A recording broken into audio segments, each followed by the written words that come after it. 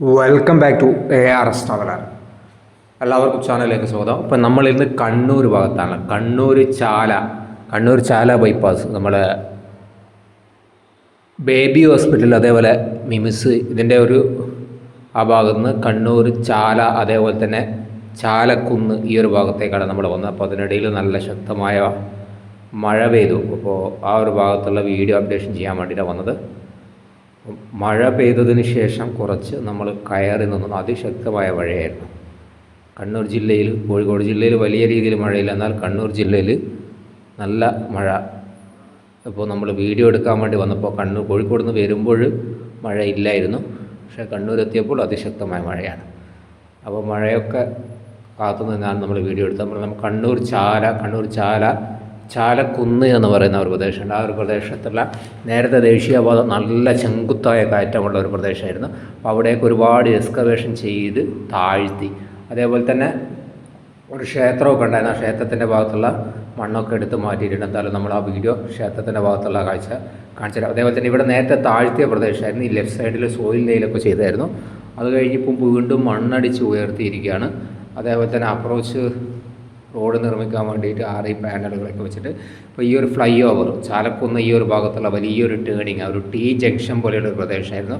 കണ്ണൂർ ഭാഗത്ത് നിന്ന് നമ്മുടെ കോഴിക്കോട് ഭാഗത്തേക്ക് പോകുന്ന ഈ ഒരു പ്രദേശമാണ് ഇപ്പോൾ കംപ്ലീറ്റ് ടേണിങ് കംപ്ലീറ്റ് നിവർന്നിട്ടില്ല. ഒരു 70% നിവർന്നു എന്ന് നമുക്ക് പറയാൻ പറ്റും.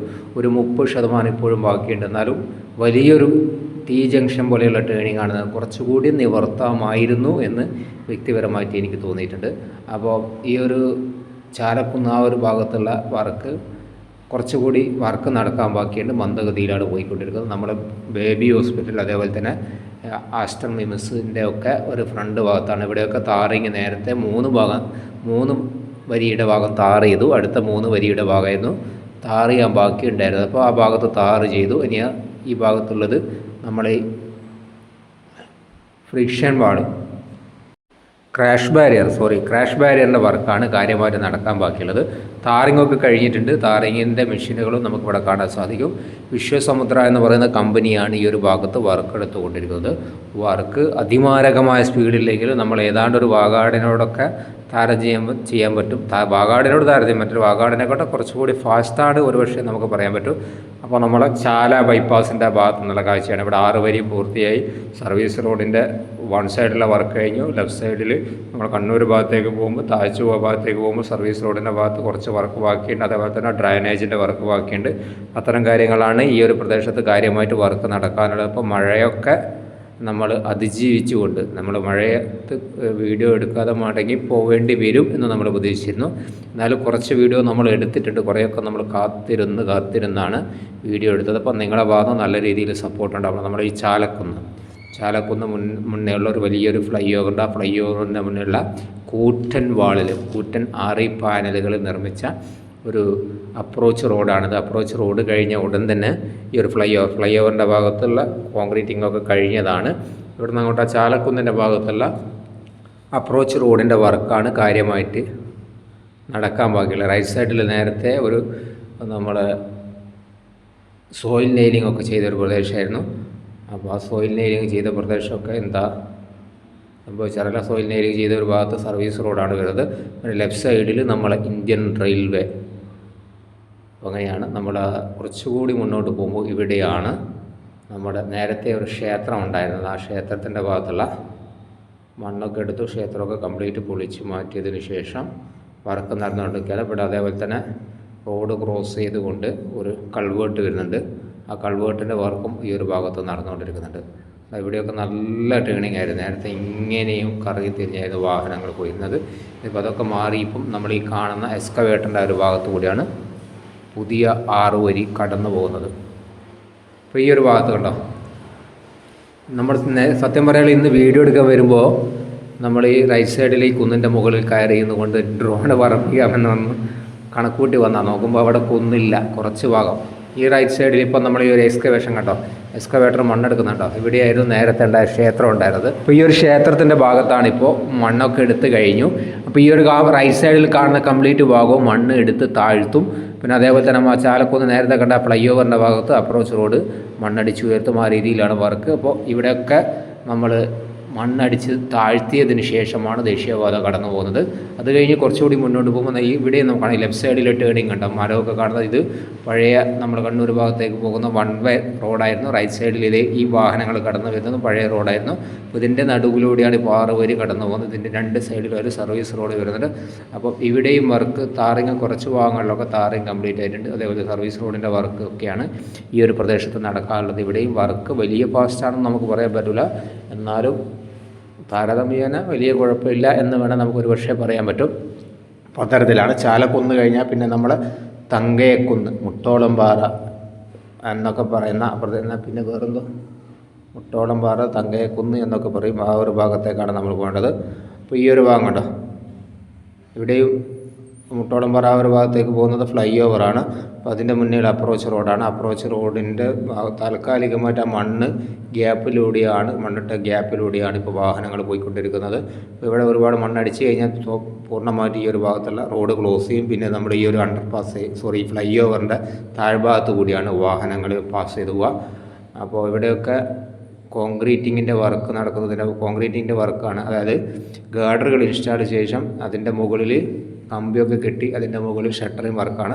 അപ്പോൾ അതിൻ്റെ താഴ്ഭാഗത്തു നിന്നുള്ള കാഴ്ചയാണ്. നമ്മൾ ബൈക്കിൽ യാത്ര ചെയ്യുമ്പോൾ അതിശക്തമായ ചളിയാണ്. അപ്പോൾ നമ്മൾ ചളിയും മഴയൊക്കെ പെട്ടെന്ന് റീസെൻ്റ്ലി പെയ്തുകൊണ്ട് നമ്മൾ വീഡിയോ എടുക്കാതെ പോയാൽ ഇത്രയും ബുദ്ധിമുട്ടി കഷ്ടപ്പെട്ട് വേണം നമ്മൾ യാത്ര ചെയ്ത് പോയിട്ട് വീഡിയോ എടുക്കാനും. ഇതിൻ്റെ അടിയിലൊക്കെ അതിശക്തമായ ചളിയാണ്. പിന്നെ അതേപോലെ തന്നെ ഈ പില്ലറൊക്കെ ഏതാണ്ട് 10 മീറ്ററിലാണ് നമ്മൾ ഈ പില്ലർ സ്റ്റാർട്ട് ചെയ്യുന്നത്. 8-10 മീറ്ററിലാണ് പില്ലർ സ്റ്റാർട്ട് ചെയ്യുന്നത്. പിന്നെ നമ്മൾ ആ തങ്കയക്കുന്ന് ആ ഒരു ഭാഗം എത്തുമ്പോഴേക്കും 15 മീറ്റർ, 18 മീറ്റർ, 18 മീറ്ററിൻ്റെ അടുത്ത് വരെ ഈ പില്ലറിൻ്റെ ഹൈറ്റ് വരുന്നുണ്ട്. അപ്പോൾ ഇവിടെയൊക്കെ ഗേഡർ ഇൻസ്റ്റാൾ ചെയ്ത് വർക്ക് സൈറ്റിൽ അധികം കാണാത്തൊരു മെഷീൻ ഇവിടെ കാണാം. എന്തായാലും നമുക്കത് കണ്ടു നോക്കാം.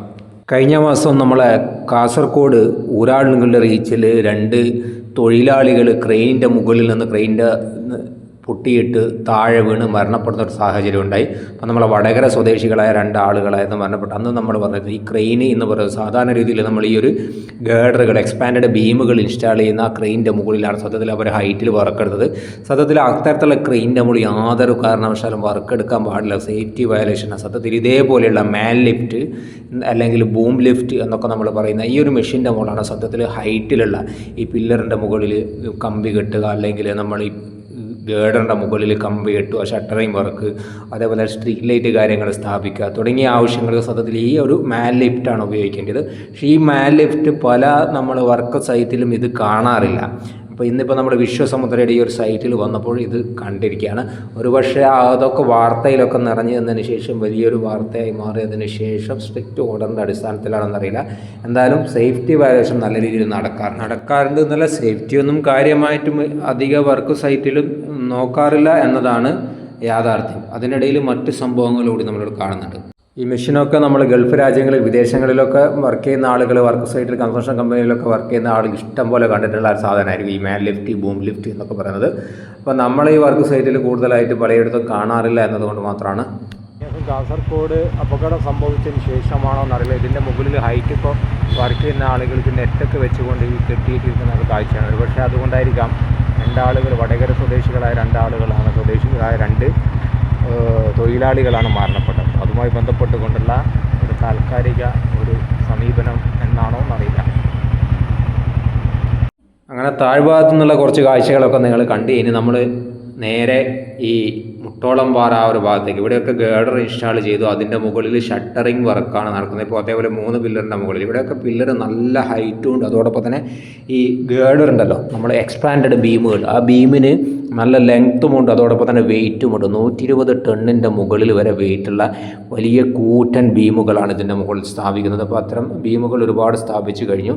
പിന്നെ അതുപോലെ മുട്ടോളംപാറ ഈ ഒരു ഭാഗത്ത് വലിയൊരു എന്താ പറയുക ഓവർ പാസേജ് ഉണ്ട്. ഓവർ പാസേജ് നടുവിലൊരു പില്ലറൊക്കെ കൊടുത്തിട്ടാണ് ഉള്ള ഒരു ഓവർ പാസേജ്. പില്ലറല്ല, ഒരു ബോക്സ് ടൈപ്പാണ്. സാധാരണ under passage, box type under പാസേജുകൾ വരുന്നവരെ ഇവിടെ വലിയ ലൈനുകളുണ്ട് കേട്ടോ. നമ്മൾ ഒരു രക്ഷയില്ല, ഈ ഭാഗത്തൊക്കെ ലൈനിൻ്റെ ഒരു സംസ്ഥാന സമ്മേളനം തന്നെയാണ് നമ്മളിവിടെ. അതുകൊണ്ട് തന്നെ വീഡിയോ എടുക്കുമ്പോൾ പലപ്പോഴും ടെൻഷനാണ്, ഇവിടെ വീഡിയോ എടുക്കാൻ മടിയാണ്. പിന്നെ അതേപോലെ തന്നെ അത്യാവശ്യം നല്ല ഹൈറ്റിൽ കണ്ടോ വേറൊരു ലൈന് കണ്ടോ, ജസ്റ്റ് നമ്മൾ മിസ്സായതാണ്. അപ്പോൾ ലൈന് നമ്മൾ പെട്ടെന്നാണ് ലൈനിൻ്റെ പ്രത്യേക പ്രശ്നമാണിത്. ലൈനൊന്നും പെട്ടെന്ന് നമുക്ക് ഡിറ്റക്റ്റ് ചെയ്യാൻ പറ്റില്ല. അപ്പോൾ അതുകൊണ്ട് നമ്മൾ പരമാവധി അങ്ങ് ഉയർത്തി അങ്ങ് വീഡിയോ അങ്ങോട്ട് എടുത്തു. അപ്പോൾ ഈ ഭാഗത്തൊക്കെ ഈ ഫ്ലൈ ഓവർ കഴിഞ്ഞ് ഈ ഭാഗത്തൊക്കെ അപ്രോച്ച് റോഡാണ് വരേണ്ടത്. ഇവിടെയുള്ള മണ്ണൊക്കെ എടുത്തതിന് ശേഷം പിന്നെ റോഡ് ഈ ഭാഗത്ത് നിന്ന് ഈ ഫ്ലൈ ഓവറിൻ്റെ മുകളിൽ അപ്രോച്ച് റോഡായിട്ട് പിന്നെ റോഡ് താഴ്ന്നു കൊണ്ടാണ് ഈ ഒരു പ്രദേശത്തൂടെ നമ്മുടെ ദേശീയപാത കടന്നു പോകുന്നത്. ഇപ്പോൾ ഇതൊക്കെ നമ്മൾ ആ ഒരു ചാലക്കുന്നിൻ്റെ ആ ഒരു തൊട്ട് മുന്നേ വരെയുള്ള പ്രദേശത്ത് ഇതേ രീതിയിൽ ഫ്ലൈ ഓവറാണ്. ഇനി നമ്മൾ തിരിച്ച് കണ്ണൂർ ഭാഗത്തേക്ക് തന്നെ പോയി നോക്കാം. അപ്പോൾ നേരത്തെയുള്ള മുട്ടോളം പാറ ഭാഗത്ത് ഇവിടെയൊക്കെ മഴ പെയ്തതിന് ശേഷം അതിശക്തമായ ചളിയായിട്ടുണ്ട്, ഒരു രക്ഷയില്ല.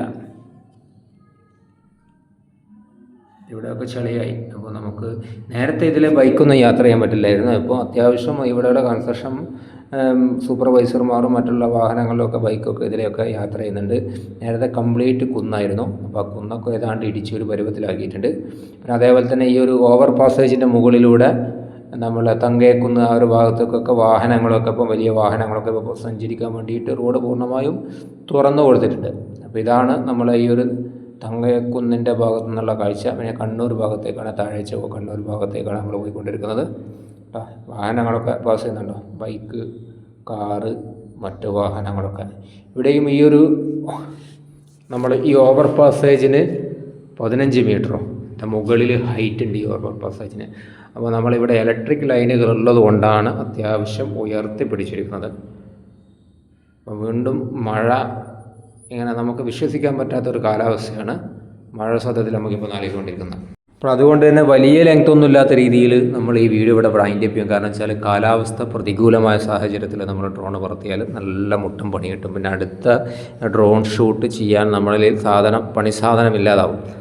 അപ്പോൾ ഈ വീഡിയോ ഇവിടെ നമ്മളിവിടെ വൈൻഡ് അപ്പ് ചെയ്യും. അപ്പോൾ കണ്ണൂർ ഭാഗത്തേക്ക് നമ്മൾ യാത്ര ചെയ്യാൻ ഇവിടെയൊക്കെ ഒരുപാട് മണ്ണൊക്കെ അടിക്കാനുണ്ട്. ഇവിടെയൊക്കെ ആറി പാനലുകൾ കുറേ ഭാഗത്തൊക്കെ സ്ഥാപിച്ചിട്ടുണ്ട്. ഇനിയും കുറച്ച് മണ്ണൊക്കെ അടിച്ച് ഉയർത്താനുള്ള വർക്കാണ്. ഇവിടുന്ന് ഏകദേശം 1 കിലോമീറ്ററിന് അടുത്ത് കഴിഞ്ഞാൽ പിന്നെ വീണ്ടും നമ്മളെ എലിവേറ്റഡ് ഹൈവേ ആയിട്ട് തന്നെയാണ് നമ്മളെ ദേശീയപാത കടന്നു വന്ന് മുണ്ടയാട് ഭാഗത്താന്ന് തോന്നി പിന്നെ ഈ എലിവേറ്റഡ് ഹൈവേ വന്ന് അവസാനിക്കുന്നത്. ഇതാണ് നമ്മളെ കണ്ണൂർ ജില്ലയിൽ നിന്നുള്ള ഏറ്റവും പുതിയ അപ്ഡേറ്റ്സ്. ഈ വീഡിയോ നമ്മൾ അപ്ഡേറ്റ് ചെയ്തിരിക്കുന്നത് സെപ്റ്റംബർ 28-നുള്ള ഇന്ന് വീഡിയോ അപ്ലോഡ് ചെയ്യുന്ന അന്ന് തന്നെ നമ്മളെടുത്ത കയ്യോടെ എടുത്ത്, അതുകൊണ്ടാണ് രാത്രി 10 മണിയൊക്കെ ആയത്. അപ്പോൾ ഇവിടെയൊക്കെ കുറേ വർക്ക് നടക്കാറുണ്ട് കേട്ടോ. ഇതൊക്കെ ഒരു താഴ്ന്ന പ്രദേശമാണ്, കണ്ടൽക്കാടുകളും വയലുകളും ഉള്ളൊരു പ്രദേശമാണ്. നല്ല ചതുപ്പ് നിലമാണ്. അപ്പോൾ അതുകൊണ്ട് തന്നെ ഇവിടെയൊക്കെ കുറച്ച് ഭാഗങ്ങളിലൊക്കെ മണ്ണടിച്ചിട്ടും ബാക്കിയുള്ളതൊക്കെ ഫ്ലൈ ഓവറായിട്ട് തന്നെയാണ് ഈ ഒരു ഭാഗത്ത് ദേശീയപാത കടന്നു പോകുന്നത്. ഗ്രാമങ്ങളിലൂടെയാണ് ഈ ഒരു ദേശീയപാത കടന്നു പോകുന്നത്. അപ്പോൾ ഇതാണ് നമ്മളെ കണ്ണൂർ ഭാഗത്തു നിന്നുള്ള വിശ്വസമുദ്രയുടെ റീച്ച് എന്നുള്ള ഏറ്റവും പുതിയ അപ്ഡേറ്റ്സ്. അതേപോലെ തന്നെ ഇവിടെ ഒരു അണ്ടർ പാസേജിൻ്റെ വർക്ക് ഇനിയും നടക്കാനുണ്ട്. 3 വരിയുടെ ഭാഗത്തുള്ള അണ്ടർ പാസേജിൻ്റെ കോൺക്രീറ്റിംഗ് ആണ് നടന്നിട്ടുള്ളത്. അടുത്ത 3 വരിയുടെ ഫൗണ്ടേഷൻ കോൺക്രീറ്റ് ചെയ്തിട്ടുണ്ട്. ഇനി അതിൻ്റെ ഇരു സൈഡിലെയും ഭിത്തി കോൺക്രീറ്റ് ചെയ്ത് അതിൻ്റെ ടോപ്പിൽ കോൺക്രീറ്റ് ചെയ്യാനുള്ള വർക്കാണ് നടക്കാൻ ബാക്കിയുള്ളത്. അതിനിടയിൽ നമ്മളെ വീഡിയോയിൽ ആരെങ്കിലുമൊക്കെ ലൈക്ക് ഇടാനും അതോടൊപ്പം തന്നെ നിങ്ങളുടെ വിലപ്പെട്ട സപ്പോർട്ടൊക്കെ നൽകാൻ വിട്ടുപോയിട്ടുണ്ടെങ്കിൽ അത് നൽകാൻ മറക്കണ്ട. ഈ ഒരു ഭാഗം വരെയാണ്. അടുത്ത നമ്മൾ മുണ്ടയാട് ആ ഒരു ഭാഗത്തുള്ള അടുത്ത പാർട്ടായിട്ട് നമ്മൾ വീഡിയോ ചെയ്യുന്നതാണ്. അപ്പോൾ ഈ വീഡിയോ ഇവിടെ വൈൻഡ് അപ്പ് ചെയ്യാണ്. അപ്പോൾ താങ്ക്സ് ഫോർ വാച്ചിങ്. വീഡിയോ ഇഷ്ടപ്പെട്ടാൽ ഒന്ന് ഷെയർ ചെയ്യാൻ മറക്കണ്ട. ഇതൊക്കെ നേരത്തെ സോയിൽ നെയിൽ ചെയ്യൽ പ്രദേശമായിരുന്നു കേട്ടോ. സോയിൽ നെയിലിംഗ് ചെയ്തതിന് ശേഷം പൊട്ടിപ്പൊളിഞ്ഞ ആ ഒരു മുണ്ടയാട് ഭാഗത്തു നിന്നുള്ളതാണ്. അപ്പോൾ അതിന് ശേഷമാണ് പിന്നെ ഇവർ കരിങ്കൽ ഉപയോഗിച്ചുകൊണ്ട് സോയിൽ നെയിലിൽ ചെയ്ത ഭാഗമൊക്കെ പാക്ക് ചെയ്തത്. സ്റ്റീൽ നെറ്റ് ഉപയോഗിച്ചുകൊണ്ട് പാക്ക് ചെയ്തിട്ടാണ് പിന്നീട് വർക്ക് പൂർത്തിയാക്കിയത്. അപ്പോൾ ഈ ഒരു ഭാഗത്താണ് ഇപ്പം വർക്ക് കാര്യമായിട്ട് നടക്കാനുള്ളത്. അപ്പോൾ നമ്മളെ വീഡിയോ ഇവിടെ വൈൻഡ് അപ്പ് ചെയ്യാണ്. അപ്പോൾ വീഡിയോ ലൈക്ക് ചെയ്യാൻ വിട്ടുപോകണ്ട, ഷെയർ ചെയ്യാൻ വിട്ടുപോകണ്ട, ഒന്നും വിട്ടുപോകണ്ട.